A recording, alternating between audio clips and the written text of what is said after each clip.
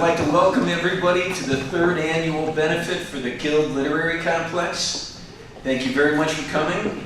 My name is Mike Puican. I'm president of the board.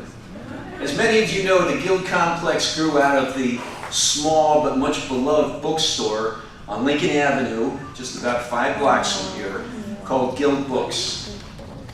Guild Books was a real hotbed of ideas about literature and about culture. We at the Guild Complex worked very hard to continue that tradition. Our organization began in 1989. We were the programming arm of Guild Books. And I'm very proud to say that throughout that time, the Guild Complex has been influencing and contributing to the Chicago literary landscape, and it's been doing it continuously for the past 23 years.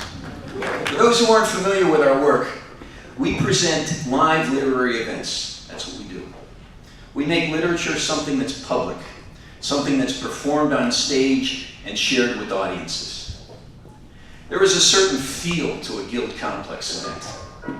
Articulating what that feel is something that our board of directors has been spending some time with. We've had some interesting conversations about that. I'd like to share what we've come up with. First, when you come to a Guild Complex event, you're coming to an event that's curated.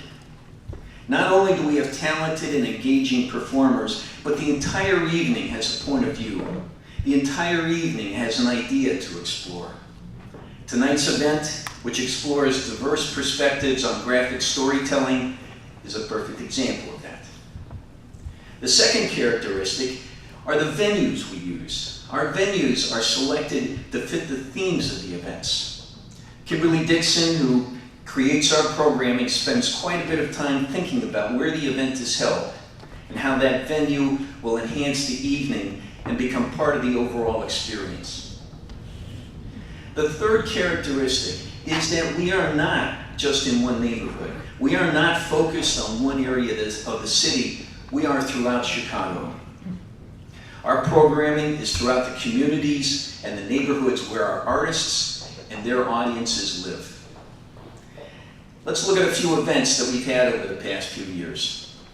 We had an amazing night where writers Angela Jackson and Carolyn Rogers read their work and discussed their involvement with the Black arts community. It was held at the Southside Community Arts Center. We hosted the last reading of jazz poet Kent Foreman and 4 poets who were influenced by him. It was held appropriately at the Jazz Showcase.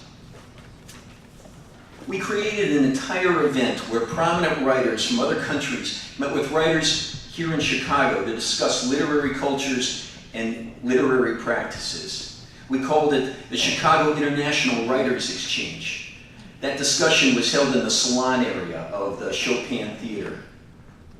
We featured 2 lions of publishing and activism, Haki Matabuti and Luis Rodriguez, in the back room of a barber's bookstore. We featured Latino poets and activists Lorna D. Cervantes and Rigoberto Gonzalez at the Center on Halsted. We've recently had events at the Hull House, at a West Side Yoga Studio, at the Experimental Station, the California Clipper Bar, the Serbian Orthodox Cathedral, Women Made Gallery, the Ukrainian Institute for Modern Art. There is no organization in Chicago like the Guild Complex. No one has quite this range of programming or this kind of attachment to its artists, their audiences, and their communities. It is a real pleasure to work with the smart, interesting, and fun people associated with this organization. And I'm talking about the board of directors, the staff, our volunteers, those of you who come to our events, and those of you who support our events. It's really gratifying to be part of this endeavor, and I sincerely want to thank everyone here for participating in and for supporting these efforts.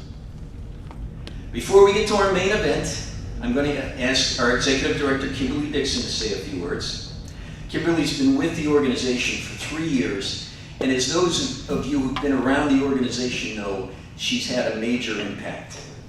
Her efforts have continued the exceptional leadership this organization has had for the past 23 years, and we are very lucky to have her. Again, thank you everyone for your presence and for your support. Here's Kimberly Dixon.